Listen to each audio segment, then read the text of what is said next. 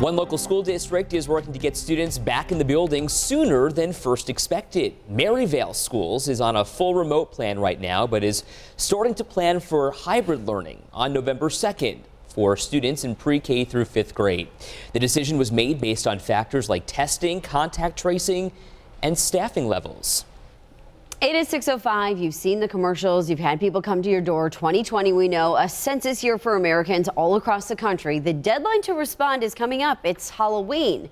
But what you might not have known is today is actually a big census day, if you will, for schools all around the state. And much like the census being critical for community funding, BEDS Day, as it's called, which stands for Basic Educational Data System, is critical for schools here at home. Yeah, this happens every year, but this year is perhaps more important than others. So all new for you this morning, 7 Eyewitness News reporter Taylor Epps is live in Niagara Falls, showing us the impact an accurate assessment on BEDS Day can have on schools in the city. Hi, Taylor. Good morning.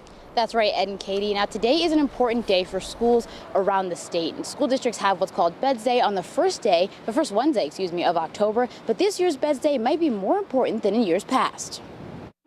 We're 1 month into the school year, and while it's been nowhere near normal, things are starting to settle down for schools in the Niagara Falls City School District. We're open, we're transparent. We think we do a great job for 30 hours a week in terms of teaching, rituals, and routines. Despite having one school closed because of positive cases, Superintendent Mark Laurie says hybrid learning is going well and remote learning is picking up speed. And now the next important day for school districts is BEDS Day.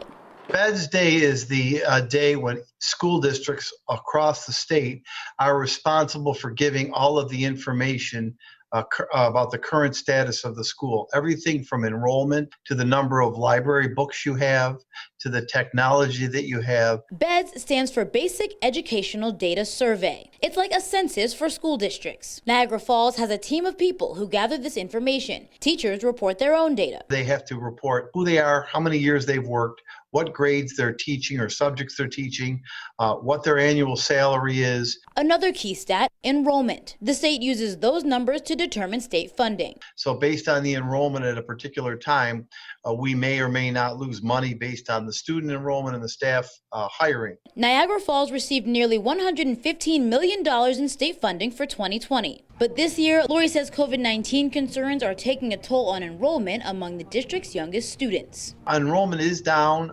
maybe about 100 students in the pre-K 3, 4, and kindergarten arena. And I'm hoping that once this is past us and resolved soon, we'll see a re-uptick in our enrollment. Now, Laurie says there's room in all of the kindergarten classes in the district, and he encourages parents to sign their kids up as soon as possible before that reporting deadline of November 20th. For now, we're live in Niagara Falls. Taylor Epps, 7 Eyewitness News. Taylor, thank you. Of course, that state funding is